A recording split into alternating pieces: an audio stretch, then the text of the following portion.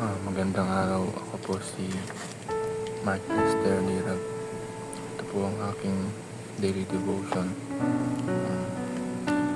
God hates sin and He demands justice, na tinalakay po ni Pastor Russell Ocampo sa 365 daily devotion.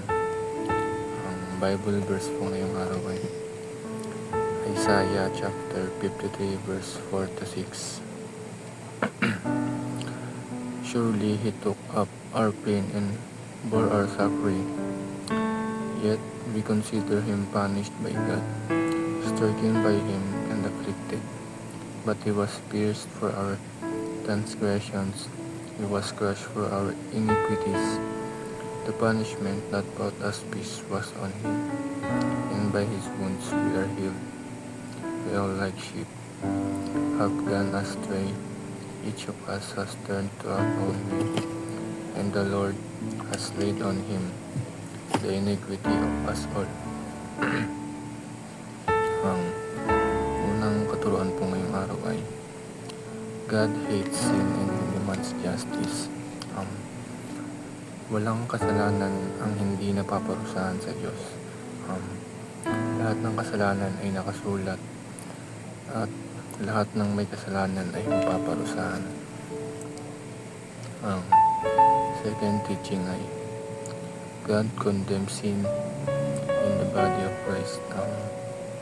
Lahat ng kasalanan natin is napaparusahan, ay naparusahan na sa katawan ni Kristo nung siya ay pinako sa krus, nang dinanas niya ang kalbaryo sa krus.